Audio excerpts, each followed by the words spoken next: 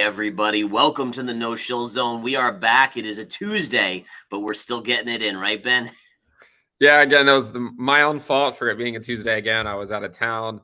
Gareth was, of course, ready on Mondays like always. But yeah, sorry, everyone. I was out of town, but here we are on Tuesday to really... Just proves I have no life. That's all it tells you.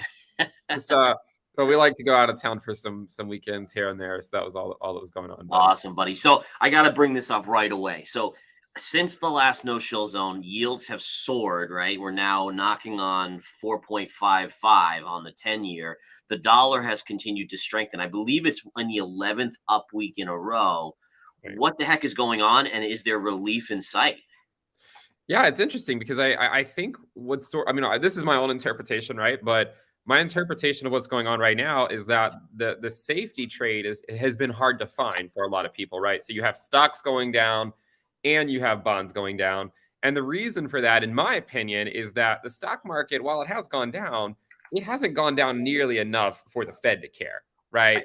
And if the Fed's not going to care about the S&P at 4,200, then that means they're not going to pivot. And if they're not going to pivot, then that means bonds can keep selling off as well. And that's more or less what we've seen. Like TLT is just put in new lows over the last couple of days. And so I think that's where we are right now. But I think the bigger thing to remember, and this is something that I know not from experience like you do, but just from looking at historical charts, is that bonds tend to bottom before risk assets do.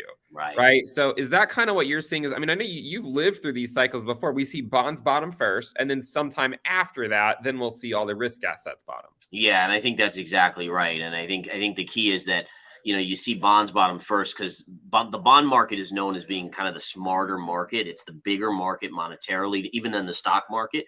And so you have a lot of money that will start to understand that the Fed is going to do X, Y, and Z. Maybe they're going to start to loosen. Maybe they're just going to go to the sidelines. And that will cause the bonds to kind of bottom out before the stock market gets that signal and kind of is aware of it. So you're right. Bond market generally leads the stock market. And I think that's what's going on here as we're seeing these yields get up to a level. And I do want to show my chart here because I'm going to be honest, I've been nibbling on TLT just a little bit, kind of accumulating a small position. And the thought process here is that I have the 10-year. And again, keep in mind, folks, this is a swing trade. So I don't know where yields will be in 6 months from now. But I do have a trend line that goes, if we flip even over to my weekly, look at that. Look at this trend line here. And look at how it hit right here and had a big pullback. And we're getting very close to that level around 4.6%. So again, it doesn't necessarily tell us where yields will be in 6 months. But if we were to hit 4.6% in the next few days, I would then be in the camp that probabilities per the chart start to dictate a pullback. Right. It's sort of like, like with the bond market, the bond market isn't even expecting rate cuts until July of 2024. Yeah. This is something I would say this, Gareth, I would be impressed if the Fed lasts that long before cutting at this point. We'll have to see what happens. We do know that the S&P tends to get a correction in Q3 of the pre-election year. We talked about that. I think in July, we were talking about this on the stream that, look, we're likely going to see a pretty big pullback by the S&P here in August or September. This is seasonal. And I think now that we're sort of getting past that point, I think the bigger risk right now is when does a theoretical recession occur, right? Does it occur this year? Does it occur next year? And until we're really knocking on the door of that, it's hard to believe that the Fed will pivot, because I feel like in order for inflation to really come down in a sustained way, we need lower asset prices. Right. If asset prices just keep going up, it's just going to put more upward pressure on inflation. So yeah, I think, I have to imagine that the Fed is happy to see things sort of slowing down, but I'm not yet convinced that they're going to make it until Q3 of next year before their first cut. What about you? Yeah, and I think that's a really good way of thinking about it, right? So you have the Fed where they're basically looking at the economy and the stock market, and then they're looking at kind of the negatives, right? And so they're using this as a kind of a lever to weigh on what's a bigger issue. And right now, the economy is still relatively strong. You have the markets still relatively close to their recent highs. And so the Fed has why do they need to be any dovish at all? The second they are dovish, the markets go into rally mode, right? And they know that. So they have to talk hawkishly to keep this market from going nuts and to kind of get things down. And I think the biggest thing too is oil, right? I mean, we know energy prices have been a big pusher of inflation over the last few months, and we're into that scenario here. And the one thing, again, we talked about this level. I think it might have been in last week's No Shill. I was talking about resistance right up here, and we Right. have pulled back. And we're actually this little sideways chop is actually what's known as a bearish pattern. So I think the Fed would be very happy to see energy prices come down. And I think the biggest old adage is what's the best fix for high energy prices is high energy prices, right? So the Right. higher they go, the more pressure it puts on the consumer. I hear about people in California paying over $6 a gallon and so forth. So I mean, it's here, but I think the Fed again is not at a point where they're nearly panicking. Their fear right now is that inflation will roar back like it did in the 70s and into the 80s, right? Versus, oh my God, the markets are collapsing, the economy's collapsing. That's not the one that's important to them. So if that changes, and I do think I agree with you, I think that the Fed will end up kind of weakening their stance, lowering rates sooner than people expect, but it's going to take a big market drop, which maybe we're starting here. Yeah, it's possible. I feel like it's so hard to know because we do, as we said, we do know there are seasonal drops in the S&P like around this time.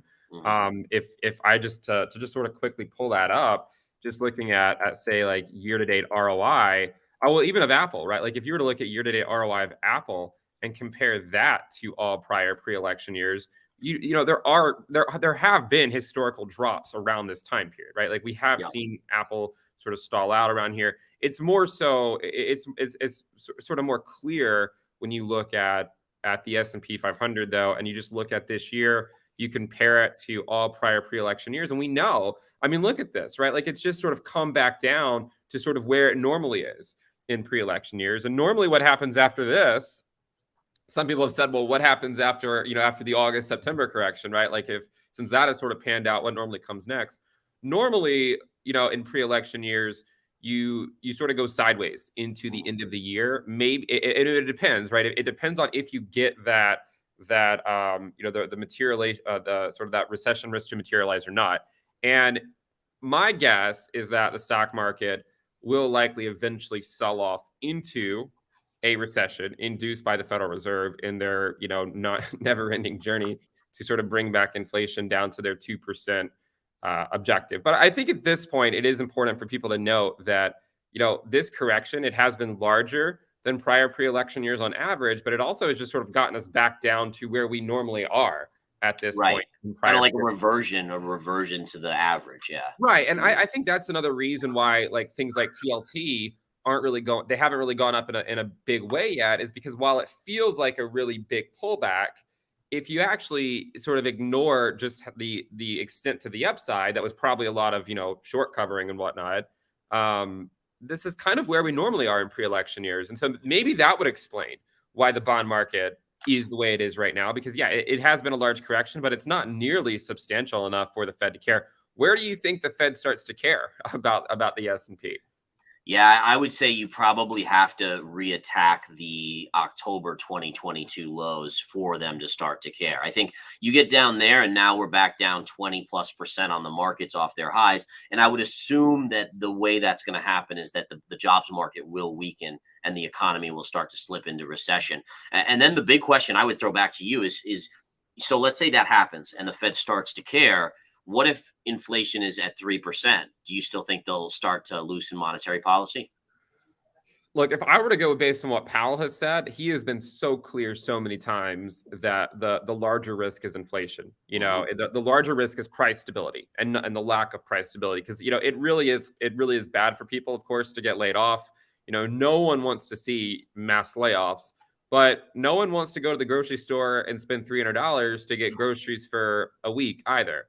So it's kind of hard on everyone right now. And historically, history shows us that the path out of high inflation is via recession. Recessions are bad in terms of the labor market, but they're great in terms of actually bringing inflation back down. That doesn't mean that prices are going to go back down. I think there's a common misconception that people say, well, if inflation goes down, does that mean prices go back down? Unfortunately, probably not. Yeah. It's just they're not going up as quickly And I think that's the harder thing that people are really dealing with at the moment. And at least on the equity side, and we'll jump over to crypto in a minute, but I think on the equity side, one of the biggest kind of changes in character in this market is that the Magnificent Seven, which did lead the markets higher, they have now faltered, right? So, I mean, if we look at a chart of Apple here, I mean, Apple, incredible. Look at the tight range it was in. I mean, you almost couldn't draw this up. It's so tight. It's almost like it was robotic that it was kept so tight. But then look at when it cracked here. And now you're making a lower high, and we're on the verge. We're not there yet, but here's a low. Do we break this line and make a lower low? And again, once you lose these $1 trillion, $2 trillion, $3 trillion names, very, very hard for this market to go up. Here's Microsoft's chart. Microsoft just kissing this support right here, looking like it's breaking down. But again, notice the high and the lower high, very, very obviously lower highs. Now it's on the borderline of making a lower low. And the only thing I like to point out to people is that a lot of people will tell you, oh, it wasn't just the Magnificent Seven. But in reality, it really was. Because this is the Russell, which doesn't include the Magnificent Seven, and it's 2,000 stocks. So it's our biggest index. That's the mainstream index. The Dow is 30 stocks. The NASDAQ 100 is 100. The S&P is 500. So again, if you look at this chart, look at what the market's done for the past, 6 months, 8 months, whatever it is. Actually, in fact, almost about a year, in fact, of sideways chop. But if you go to the NASDAQ, take a look at the NASDAQ chart, which has the Magnificent Seven, and it basically, has 50% weighting with them. And look at how it rallied up. Now, again, it's starting to roll over because those Magnificent Seven are rolling over. So just really interesting. And the last thing I always like to show people here is just look at the similarities in charts. I'm going to do the weekly because it's easier to see. This was the run up into the .com bubble, the pullback, the big bounce, and then what happened after. Here's the run up from COVID, the pullback, the big bounce, and it's almost identical. So kind of cool to see. And, history is one of those things where it doesn't necessarily always repeat, but it often rheimes. So it is important to look back at things. Yeah. And I think, you mentioned the Russell. I think we spoke about the Russell. I don't know, maybe when we first started doing this show, and I haven't even taken this chart off. This was something we showed back then, was how like what we normally see the Russell do is put in a low in sort of like the in 2014, 2018, 2022, right? These bear market years that we've seen for Bitcoin, the sort of the midterm year, right? Mm-hmm. And then it sort of rallies up in the pre-election year for at least part of it. And then at least the last two times, we then see a lower low in the election year, right? Yeah. So like 2016 was lower than 2014, 2020 went lower than 2018. And I sort of suspect that 2024, we could see the Russell going lower than it went in 2022, just kind of in line with, and we can kind of see these cycles playing out. I mean, we had that inverted yield curve in 2019, recession in 2020. Even in 2015, 2016, we had a recession scare where people were worried about a recession. It didn't actually materialize in the United States, but even a scare of one sort of led to a lower low by the Russell. And I sort of think about the Russell as sort of the equivalent of, the altcoin market for crypto, right? It's sort of that lower market cap stuff. It can easily go lower, even if the S&P doesn't, right? It's like look at like 2014 and 2016 and 2018 and 2020. This was a much lower low for the Russell, whereas for the S&P 500, right, like 2014 and 2016 were more or less the same, right? It was sort of like a double bottom. 2020 was a slightly lower low, but it really does go to show how these riskier assets can get hit so much harder, in a recession than same mentality. Sorry to interrupt, but I think we pointed this out on one of the last No Shill, is that it's basically humans trading, right? So the higher along the risk curve means it's going to behave the same. So you have altcoins that essentially are equal to those lower cap stocks in the market, right? Thought process wise. Right, exactly. And I mean, you can kind of see that. I mean, look at this, like total 3, the altcoin market, it's basically everything but Bitcoin and ETH. It's not even that far off the lows, Yeah. And we know last cycle it didn't even bottom until the halving year. So I'm curious, Gareth, what about? I mean, is this? Maybe it's a stretch to sort of draw it like this, but it sort of just looks like we're just looking at some lower highs. Yep. I don't know if you want to draw this trend line slightly up, or if we just sort of draw it across. Yeah, I think you could do slightly up because it looks like it would connect to at least 3 points there. Right. Yeah. Well. So you could do it either way. Right. Yeah. And I mean that we're in this range right now for sure. But I think my main concern here for the altcoin market is that I would suspect it's more likely to break to the downside, just simply because it's been so weak for the first half of the year when Bitcoin went up. That's right. Bitcoin hasn't even put in a lower low yet. If we're being just sort of technical from like a technical perspective, maybe we could talk about Bitcoin here, but it hasn't even taken out the June low yet, and the altcoin market isn't even that far off its prior low. So what happens if Bitcoin takes out the prior low? Wow, that's going to be some crazy stuff. So, I mean, I think we're already seeing a little bit of maybe the inklings of the depression phase coming into Bitcoin. I think the reason why I don't think we're fully in depression mode yet is because the markets and investors are still hanging their hat on this BlackRock spot ETF. And one of the things I was saying about this ETF is I do think it will create a pop, right? I mean, just like the rumor of it when they first filed, just like the Ripple news, the Grayscale news. But the question I would have, and this could be the backbreaker for crypto in the near term, but to make a bottom. And again, just to be clear, Ben and I are both long-term hugely positive. But what happens if Bitcoin gets that approval for an ETF in October, let's say, and it pops and it doesn't take out the 31,000, 32,000 high? So everyone that I know, and again, I'll flip over to my charts, they're basically hanging their hat on, oh, don't worry, because at some point they'll approve it, and then we're off to new 52-week highs. What happens? I mean, again, what kind of pop are we expecting on that news that a BlackRock spot ETF has been approved? Like, are we really going to see it go above 31,800 here? Or does it stall out prior, and then do we see it kind of retrace back down as that depression phase kind of escalates? And would that add to a depression phase, in fact? Yeah, and I feel like with the whole news stuff, I mean, and I know you're a staunch believer of this as well, but like, it's to me, it certainly seems like narrative follows price, right? Like, the people always like to explain why the price went somewhere after it occurred, but I think the bigger issue with the narratives is, like if the narratives mattered so much, to be such a huge fundamental change for the market after the Ripple SEC news, why did XRP completely retrace the entire move, right?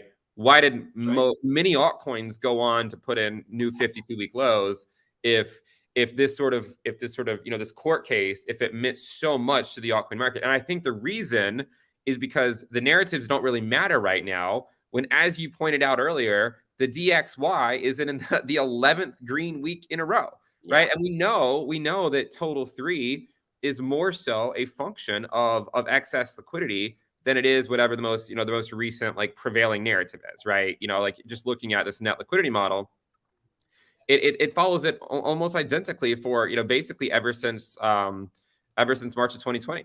This move is almost identical. I mean, they're essentially the same chart, and I think the reason is just simply because people look at the altcoin market, and that's where excess liquidity goes, right? It's where all the excess money that they have that they just want to spend somewhat frivolously, try to take on more risk. A lot of these people put into the altcoin market, but as this keeps going down, the altcoin market keeps taking a hit, and that I think is what's more important. And I to just say one more thing about Bitcoin, because I thought what you said was interesting. If you look last cycle, actually, what we ended up having was after Bitcoin sort of fell below the 20-week SMA, 21-week EMA, we actually got our first rejection off of it. Like our first back test was rejection, potentially seeing that same thing here as well.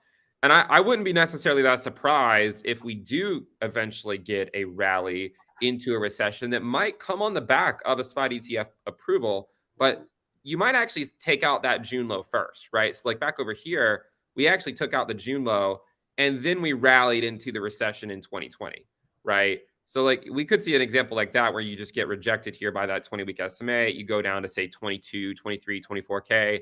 I think I've said 23K before. And then maybe from there, you get some type of rally into a recession, only for it to then go and put in whatever the final either higher low, double bottom, or lower low is. Right. Now, do you think like, I know you're thinking that Ethereum underperforms Bitcoin as dominance kind of increases. I mean, do you think that a spot ETF will have an impact on Ethereum as well? I mean, I know didn't they file for a futures? The futures ETF's been filed, I believe, but I don't know. Was it a spot ETF too? I don't remember. I don't actually, maybe it was. I honestly, I don't even know. I've been out of town for the last several days. I haven't even been following the news. I think what you're talking about actually occurred a few weeks ago. Yeah, I think you are right. I think you are right. about that. But I don't think it changes the outlook on the Ether Bitcoin pair. And this is one of those charts that has been the most like sort of brings out the most polarizing views, is because there's a lot of people that say, well, Ether is going to outperform Bitcoin because of the merge and because of all this, the deflationary tokenomics and whatnot. But again, like, this chart should put that theory to rest, because ever since the merge, it has been lower highs after lower lows, and we just put in new yearly lows again. So it's hard for me to really get on board with that narrative, because it doesn't tell you the demand side of the equation, right? It only tells you the supply side. Well, just going back to a little bit of macro, and this is just a question that popped into my mind, is I've been struggling with why the labor market has remained so strong for so long. Do you think it's just this excess liquidity that takes a long time to dry up in the system, or is it more that these companies had such a hard time hiring during COVID, they're scared to let people go? Is it a lagging indicator? Is it all of the above? I mean, what are your thoughts there? Yeah, so I actually know a lot of other, like, I know a lot of business owners, and I've actually spoken to a lot of them about this, because I think naturally when you see, markets go down, it's makes us think like, well, the labor market has to be softening up. A lot of the people that I speak to, they're just having trouble finding people that want to work. And I think that's what the Fed is dealing with right now, is there's just a lot of people out there that are just flush with cash from all like the money printing that occurred 2 years ago, that they just don't want to work. And in order to get them to work, the companies have to pay them a lot more, which leads to wage inflation, right? Which then makes the Fed's job even harder.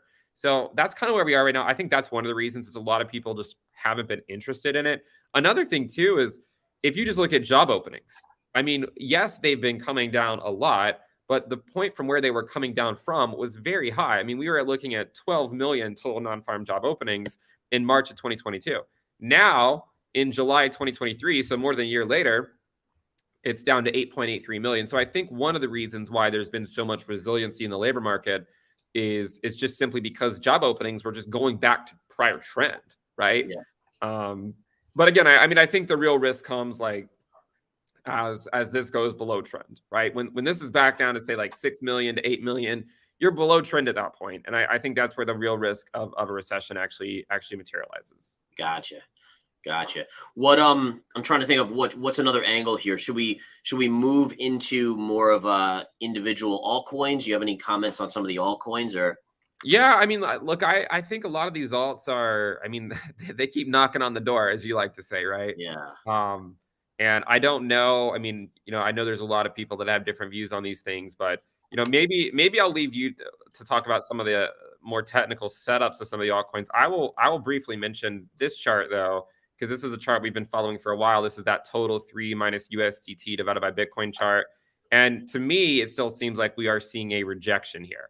I mean, it's a slow rejection, but the altcoin market is really struggling to get above that 49% level when it comes, with respect to Bitcoin's market cap.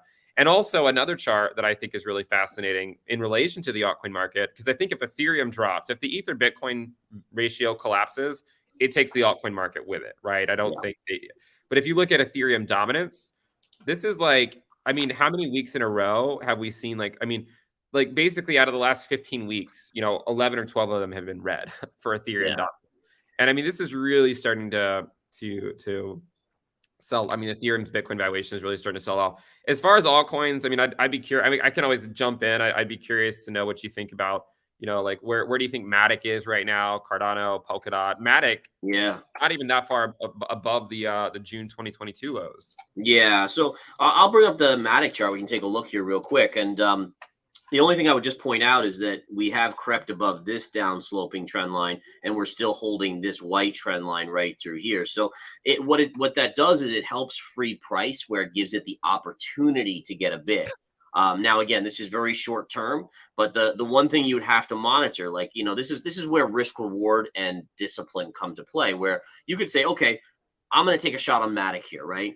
But if it breaks this white trend line and closes basically below 50 cents on a daily, you need to stop out. And the beauty of that as a trader is that when you have a very defined stop, that it starts to say, you start to say, well, even if my win ratio is only 60%, a little bit better than 50-50, because my loss can be so minimal, it actually starts to look interesting. So again, I don't know if this will have a move to the upside. I do think the chart has that possibility, But again, having a defined stop here is really, really good. And kind of the same thing for Cardano here. Cardano's into this unbelievably tight wedge pattern. I mean, you don't get much tighter. It's going to have to break one way or the other. And the same thing could be said is, if you break basically below 23 cents, you exit. So you're risking a penny and a half to potentially, if it does break out. I mean, again, where would it go? Maybe 28 cents, maybe 30 cents in really an amazing scenario. But I do want to say that I think that we still have downside to go in crypto. So any sort of pops should be used to sell into, right? Don't get greedy. Like so many people, and this is one of the common things is we get in the money and then we start to see the dollar signs in our eyes and we're like, oh, but if it goes up here, I'll make this much. Oh, and if it goes up here. And what ends up happening is people end up giving back their gains. And so whether you dollar cost average in, you can do the same thing on the exit. Dollar cost average out, take a little bit off the table, let it run a little bit more, a little bit off. And what that does is it enables you, like, let's say I have a full position and it pops and I take off a quarter. Now, if I'm incorrect and it still runs higher, I make money on the 3/4. If it pulls back, it gives me the option to re-add and actually help my overall dollar cost average on a position that maybe the thesis is still intact with. So there's lots of maneuvering here. And I always hope people understand that, you don't have to be all in. You don't have to be, all out. There are ways to mitigate risk. And that's one of the biggest things for traders and investors is it's why we diversify. And we should be doing that in multiple ways, not just with like real estate and stocks and commodities and crypto, but also diversify with when you start a position. It doesn't mean you have to go all in because, again, there's risk to doing that. So anyways, my sermon there for traders and investors is over. No, I mean, it's great. I'm sort of wondering if like the altcoin market, we've seen before how some coins will behave like another coin a cycle before, right? Mm-hmm. And I almost wonder if it's just sort of the maturation of that asset. But I go back to this idea of, kind of what Bitcoin was doing last cycle, these sort of these lower highs, but also these higher lows. And then we all woke up one morning, it wasn't just one morning, right? But that market ended up dropping quite a lot in a very short period of time. And I just wonder, is that where the altcoin market is, right? Where it's just putting in these lower, yeah. I mean, it looks like the same thing, right? Yeah. It's just these lower highs and higher lows. And at some point, hell breaks loose, right? And then like we go down into, this would be sort of the depression phase, right? So this would be your depression phase of the altcoin market if that were to happen. And that, I think, also, by the way, would correspond to Bitcoin dominance sort of breaking up to the upside, because the altcoin market would likely sell off a lot quicker than Bitcoin would. So, and again, like you can look at a lot of the individual altcoins and see that, again, as you talk about, right, they're knocking on the door. Like ADA, I mean, how long can it knock on this 24-cent door? You're right. Before it just drops? Yeah. And some of the altcoins are already going lower, right? I mean, like look at like Polkadot, or it's putting a new low. Avalanche too. I mean, Avalanche continues to go lower. Exactly. So I mean, it shows you that a lot of these altcoins are already putting in new lows, and it's just that a lot of people don't want to believe it, right? They just want to keep saying, well, it'll recover by the dip. But the truth is that anyone who's been buying these altcoins this year, if they've been DCAing them, they're likely down. Yeah. And again, like I don't say this, I mean, this was me, in prior cycles, right? Just throwing all this money into the black hole of the altcoin market, hoping that it would one day come back to me. But a lot of them never actually come back. And a new class of altcoins sort of rises for the next cycle. And some of the ones will sort of stick around. But yeah, I mean, like as far as like ADA, I mean, how much longer can we knock on the door before we just? And that's why, like, it's one of those things where at some point, I agree, it's going to break lower. The question is, anyone who might want to be in that, you have to know, and this is where the discipline comes in of being an investor or trader, is like you have to say, okay, if it breaks this level, stop out for a penny or something like that, and then it's a very mitigated risk, right? And then let it fall 10 cents, 20 cents, whatever it is. Hopefully not 20 cents; it would be almost at zero.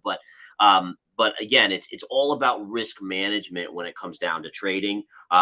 And as long as you can abide by that, you're okay. But most people can't. And that's the problem, is you get into this hopium stage where it goes down and you, like you said, you add a little bit more and it goes down more. You add a little bit. Oh, it'll come back. You get to a point where it's, it needs to go up 1,000% just to break even. And now you're talking about the long odds. Now you're talking about probabilities that are really stacked against you. Right. And you know, a lot of another point to think about as well is if the altcoin market were to drop, let's say 40% or something, yeah, like the altcoin market as a whole could collectively come back, but it might take, you know, like a 6-month bull market just to get the altcoin market back to where the breakdown point was. Yep. Right. And That's so right. like, yes, maybe you get your money back if you picked out altcoins that are not relics, but you also lost a lot of time, right? Yeah. You lost a lot of time just kind of sitting around waiting for it to come back. Yeah, and I know we're going to wrap things up here in just a minute. I just want to flip back to the S&P. We are at the lows of the day on the S&P, down 1.25%, which for the S&P, that's a pretty big move. Keep an eye on this level, guys. So there's a channel here, pivot low going back to this is the October 2022 low to this low here. And that's looking very much like where we're headed here. And what's interesting about that is you actually have a couple levels right around that same area, just a little bit below. We have this area here. And then there's a gap fill right here, and gaps in I know it doesn't happen in crypto, but gaps in trading itself are very, very important. So to me, it looks like this market wants to go lower. I think it is going to go lower. We're finally seeing the volatility index, the VIX, behaving like the VIX should, which is starting to move back towards 20. The VIX was so depreciated here, so low. It told you no one was fearful. Remember when we looked, Ben, at that chart of how many people were writing articles on soft landing or no landing at all and all that. I mean, that the VIX was telling us that because it was at a level where there was no fear. Everyone thought, oh, don't worry, everything's going to be perfect. And now people are starting to say, wait a minute, maybe it's not that easy. And always remember, folks, when the VIX is low, be skeptical of the bullish narrative. And when the VIX is high and panicky, that's really when you want to say, wait a minute, you know, maybe people are too fearful here and it might be a good opportunity to buy. Yeah, I mean, it was only a few weeks ago where we were talking about when the S&P was at like 4,500. We were like, yeah, this is probably going to be around the peak of the no landing scenario. That's right. But again, that doesn't mean that the stock market can't hold on for a little bit longer. It could go lower and then bounce back up. But in the end, history shows us that all of this finally ends after a Fed pivot, right? Not before. Right. So anyways, guys, if you're new here, if you're not subscribed to Gareth, make sure you guys go subscribe to him. He's got a great website as well. All those links down in the description below. And we look forward to seeing you guys here next time. Yeah, same thing, guys. All Ben stuff below this on my YouTube and everything. And we appreciate the support. We appreciate the commitment of you guys to come view us every single week. Next week, I believe, are we on for Monday at 11 a.m.? Yeah, next week I should be good to go next week. Okay, awesome. Thank you guys for tuning in. Thank you, Ben. It's always awesome to chat. I always get a lot out of these myself. Have a great rest of your week, guys. Take care.